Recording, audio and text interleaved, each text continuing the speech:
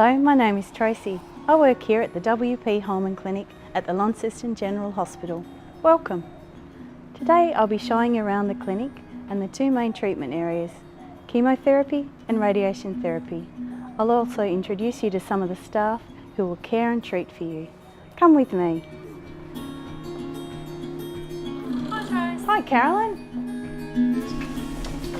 Hi there. Hello, Melissa. Hi, Tracy. This is the Holman Clinic main reception. You've recently been referred to us by either your GP, specialist or surgeon. You and your oncologist have decided that chemotherapy, radiation therapy or a combination of the two are the best form of action for you right now. For your first appointment, you're to report to the main reception. You'll be directed through to the Oncology and Haematology Day Unit where you receive your chemotherapy. Or for other treatment, radiation therapy is in this direction.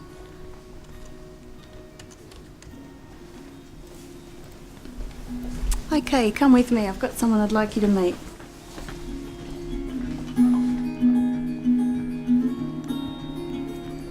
And here's just the man I'd like to introduce you to. Good morning, Dr. Gowden. Good morning, Tracy. Would you be able to give us an overview of Holman Clinic, please? I'd be happy to. The Holman Clinic provides a patient-focused, comprehensive, multidisciplinary cancer care service to the population of Northern Tasmania. Within this clinic we deliver chemotherapy, radiation therapy, and also we have an active haematology and palliative care service.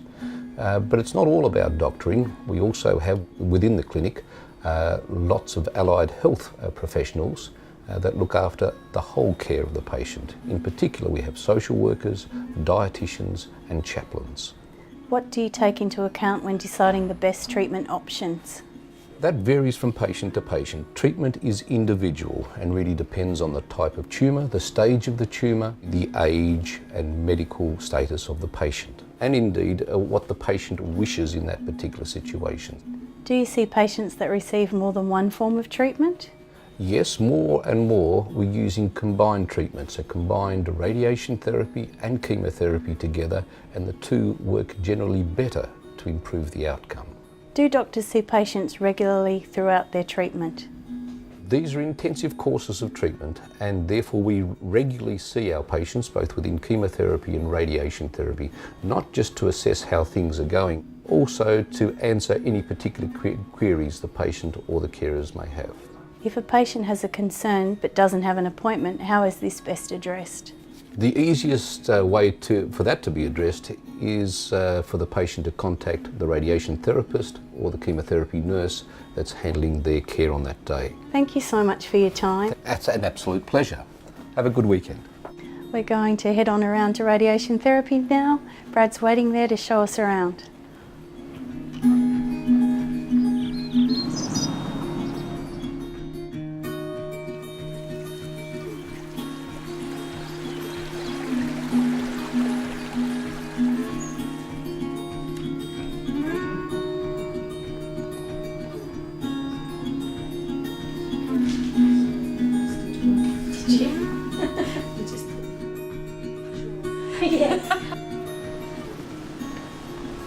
Here comes Brad. Hello, Brad. Hi, Trace. Would you like to show us around? Yeah, sure, I'd love to. We might start at the beginning with the simulation appointment. Come in. So, Brad, what actually happens at the simulation appointment? Well, here at the simulation appointment, or the sim as we like to call it, this is what prepares you for your radiotherapy treatment. It forms the basis of all the planning of your treatment, and at this stage we need to make sure that we've got you in a position that's both comfortable and stable for us. We need to make sure that we can reproduce your treatment position each time you come in for your treatment. It can take anywhere from around about half an hour up to an hour. So I guess the position the patient is in and the equipment used is determined by the area being treated? That's right. Now we have a number of devices that we can use depending on what area that we are treating to help us make you both comfortable and stable for us. I can show you those now. Great.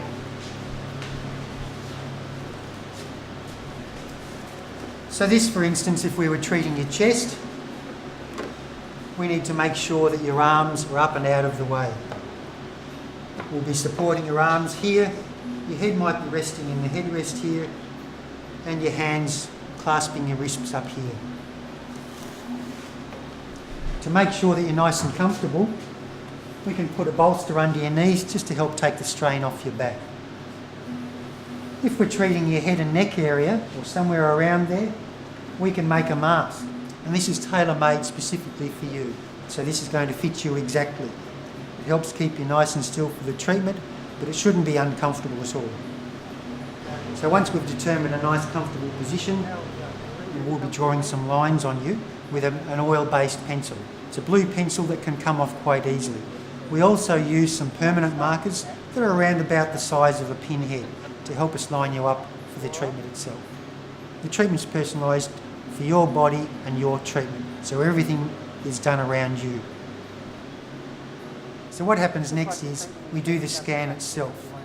We line you up under the machine, take the scan, and then those scans are then sent up to our planning department for the planning of the treatment itself. That's done by the radiation therapists on a planning computer. The planning itself can be quite complex and could take anything up to a couple of weeks to achieve. Is there any actual treatment at this simulation visit? Not at this stage, Tracy, no. All we're doing here is the scanning for the planning of the treatment itself. You might have to wait anything up to a couple of weeks before your treatment starts, depending on the complexity of the plan. I imagine that this is a good time for the patient to let their radiation therapist know if they're feeling like the position they're in is too uncomfortable. Well, that's right. It's important that we can make sure you're in a stable position for us, but also a comfortable position for you. So if you're not comfortable, by all means let us know, because it's important that we can reproduce that position each time you come in for your radiotherapy treatment. Okay, that's sim then. Where does the treatment actually happen? Well, what happens next is we go to the treatment machine. Follow me and I'll show you. Great.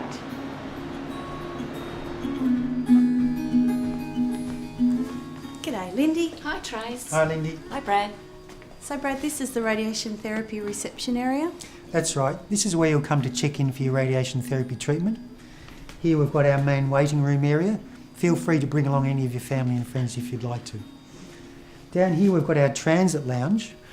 That's an area where you can make use of if you've got a long distance to travel and you might be waiting around for a long period of time. Over here we've got some tea and coffee facilities with some biscuits as well. Feel free to make use of them if you'd like to. What about people that need help with transport? If you've got transport issues, certainly our social work department can help with that sort of area. After waiting, what happens next? Once you've been waiting and you've been called for your appointment, one of the radiation therapists will come along and take you to one of the change cubicles and get you to change into a gown. Are you able to show me that? Okay, let's have a look. Great.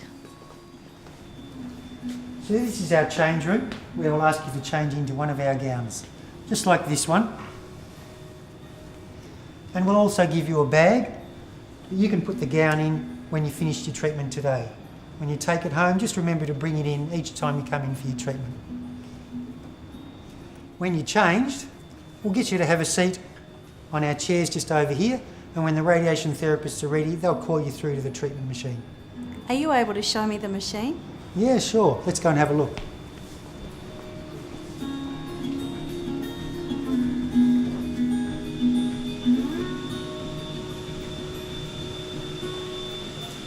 So this is the treatment machine. Gosh, it's huge. Well, I guess it can be a bit intimidating for patients when they first see it, that's right. But most of the time, our patients get used to it fairly quickly. The first day of treatment generally takes a little bit longer than any of your subsequent treatment days, but generally about 10 to 15 minutes. And how often do you need treatment? Usually it would be anywhere from 1 to 6 or 7 weeks, every weekday barring the weekends and public holidays, of course. Once we've got you in the treatment bunker, we'll help you onto the bed here and we'll locate all those markings that were done in the sim and draw a few more lines on.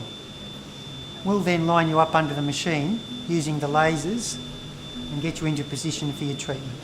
The lights will be dimmed to help us use those lasers. We'll turn them back on once we leave the room. The radiation therapists work in pairs, so they'll check off your details. They'll then exit the room to get the machine ready for treatment. They can keep an eye on you on the cameras that we have installed in here. And then they can also hear you via the microphone here as well if you have any concerns at all during your treatment. If you'd like, you're more than welcome to bring in your own music, and that might help you along during the course of the treatment. The machine will actually move around you and come quite close, but won't touch you at all. With the treatment itself, there's nothing to worry about. You don't feel anything and you don't see anything. You just hear the machine buzzing away, and all you need to do is stay nice and still and breathe normally. We'll do the rest. I once heard someone ask if they would be radioactive after treatment and if that's bad to be around children. Well, no, that's not the case at all, Tracy. No one's ever radioactive, and it's perfectly safe to handle children and give them a cuddle whenever you want to. And what about side effects? Certainly the side effects is something you'll need to keep an eye on yourself. If you let your radiation therapists or your radiation nurses know if you've got any concerns, they'll certainly help you out. Thanks so much, Brad. You've been wonderful showing us around today. Quite all right, Tracy, my pleasure. Can you point me in the direction of the radiation therapy nurse? Sure, come and I'll show you the consultation room.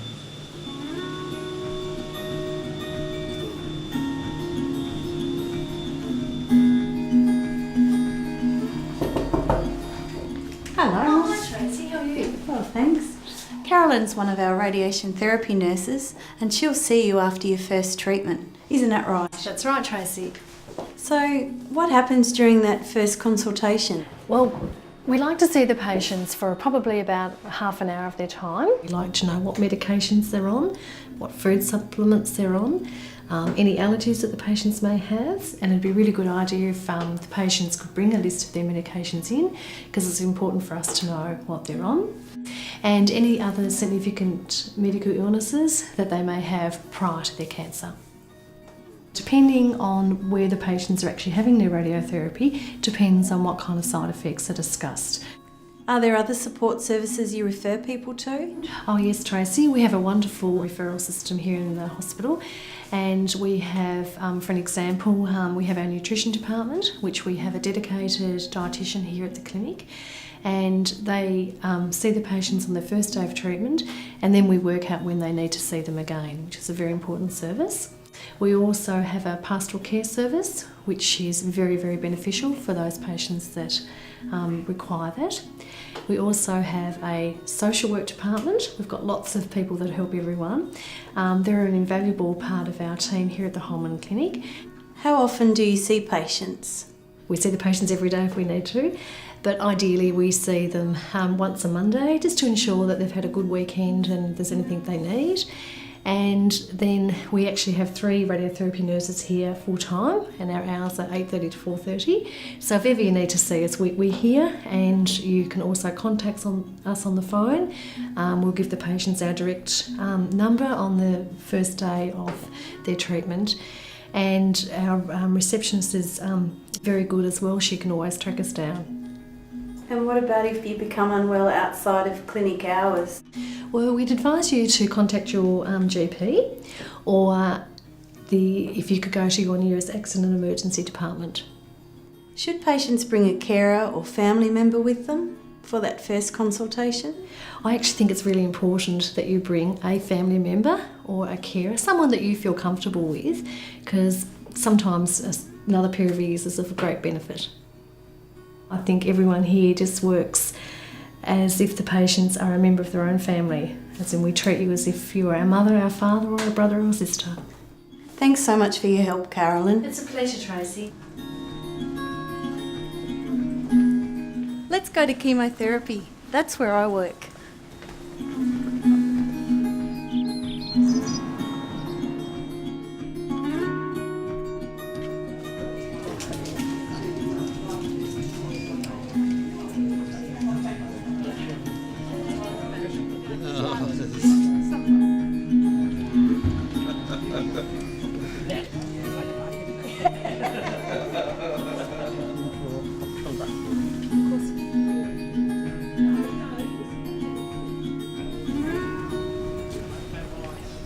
Hi Sharon. Hi Tracy.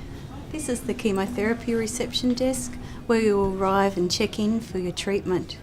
All the reception staff throughout the clinic are a great resource if you require referral to any of the services available.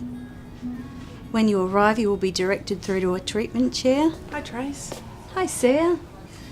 Sarah's one of my nursing colleagues. She's going to talk to us about what the clinic offers today. Come through. Tracy, this is our lovely clinic. And this is one of our comfortable treatment chairs. So, Sarah, what advice would you give people about what they should bring with them during their treatment in the Holman Clinic? Okay, for your first treatment, it's really helpful if you can bring a list of medications, any supplements that you might be taking, and a record of any allergies that you have. Other than that, just bring yourself something to help pass the time. And are you allowed to bring family, friends with you during your visit? Sure. Family and friends can be really helpful because they ask some of the questions that you might forget and they absorb some of the information too. But as you can see, we haven't got a great deal of space, so not too many. And we prefer that you don't bring children. So while people are having their treatment, they have a talk to the person next to them, have a read. What else can they do? Sure, we try to be really sociable. Often patients talking to each other can be the best resource and really helpful. But otherwise, we're really relaxed. We've got TV, music, whatever you prefer at the time, and we like to have a good laugh. And do people have to have a blood test before they have chemotherapy? Yeah, definitely. Unless you're told otherwise, you always have to have a blood test before treatment, and this should be done on the day of your treatment or the day before your treatment. And are you allowed to eat before you have chemo? Of course, yep. Just carry on as normal. You can bring any food in that you like, but we do offer drinks and snacks, and if you're here over lunchtime, we'll provide you with a light lunch. Home was never like this. Lovely. And how long do people generally stay for treatment? Well, when you have your treatment, obviously you'll be in one of the treatment chairs. We put a drip in, we hook you up. Treatment can vary, anything from half an hour, 4 or 5 hours, the whole day. You allowed to be around others when you're having chemotherapy? Yeah, of course. Just carry on as normal. And chemotherapy nurses have a lot of experience with dealing with the side effects of treatment, don't they? Yeah, of course they do. And all the treatments are different, so it really depends on what treatment you're having as to what side effects you might expect. But not everyone will experience the same side effects as well. So we're always here to answer questions, and it's really important that you report any different symptoms or side effects that you might be experiencing. What about if you become unwell? Well, as you know, we're only a day clinic, so we're open 8 to 4:30. There's always someone on the end of the phone to answer any questions or provide advice. We can't offer an emergency service here in the clinic, but if you do become unwell, you must present to emergency, and especially after hours. Do you give people a letter to present to the emergency department? Yep. When you're here, we'll give you all the information that you need, and we do provide an emergency letter, and that's just got a record of what treatment you've had and what action should be taken if you do become unwell. And what about keeping a relationship with your GP? Is it important for patients still to see their GP while they're on chemo? Yeah, it's really good, and it's really helpful that they do keep a relationship with their GP, because the GP can often be the first port of call, can help with some of the side effects or just little problems that you might have. They like to know what's going on. Do you have to be on a special diet when you're on chemotherapy? No, again, it's just living like you normally would. So it's really important to keep up with good nutrition for energy and to help you through. But otherwise, it's just about eating what you enjoy. And if you do need a little bit of extra help, we've got dietitians here available. So going for a walk, I guess, and getting some exercise, if that's what you normally do, is a good idea to keep that up? Yeah, of course, exercise is really good because fatigue can be a bit of a problem, so it's good to keep up some exercise as well as getting out and about and doing things with friends that you normally would. You'll probably find that you can't manage what you used to be able to, but that's okay, that's normal. Are you allowed to drive after you've had chemo? Yep, there's no reason you can't, but we do recommend on your first treatment, it's probably a good idea to get someone to drive you home just to gauge how you feel. What about hair loss? Yeah, this is something that people worry about, but not everyone does lose their hair during chemo. It does depend on what treatment you're having. And we've got some great resources available, hats and scarves, and we can help you with a wig if you would like. Social work have got a great program available, Look Good, Feel Better. It's for men and women, and they all love it and they really rave about it. It's really helpful. Thanks so much, Sarah. It's a pleasure, Tracy. When the patients come the first day, we're here to help. We offer support. Bring all the questions that you've got and we'll help you get through it all. And I'm sure you'd keep that up through their whole treatment. Of course. Thanks, Sarah.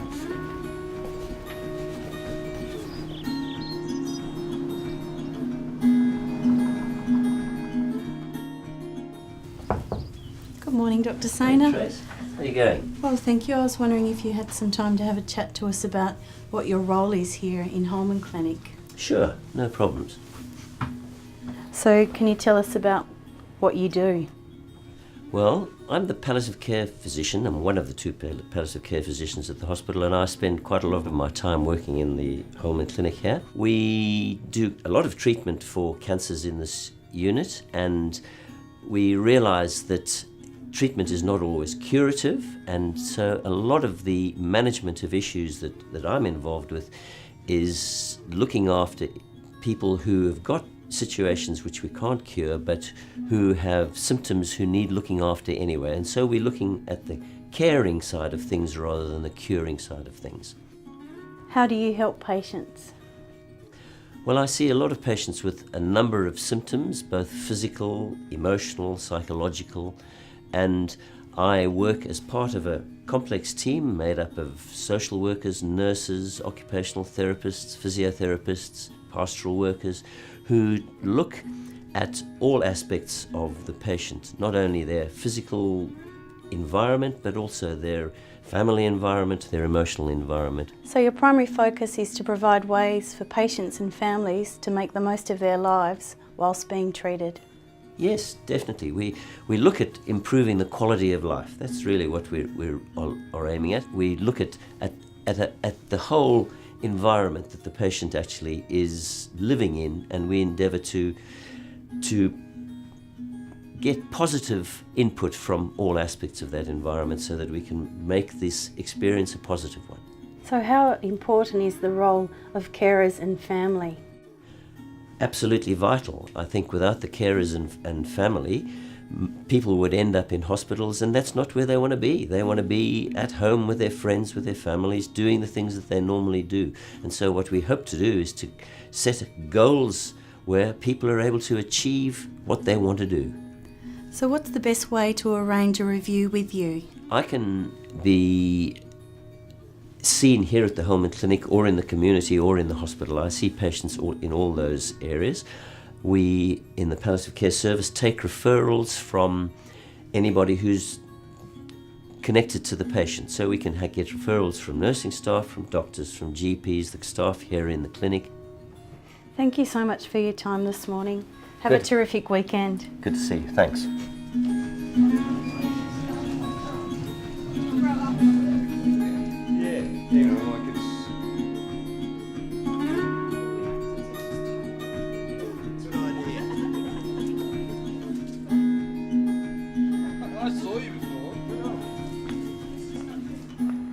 So today you've learnt about Holman Clinic, your treatment and the support services available to you.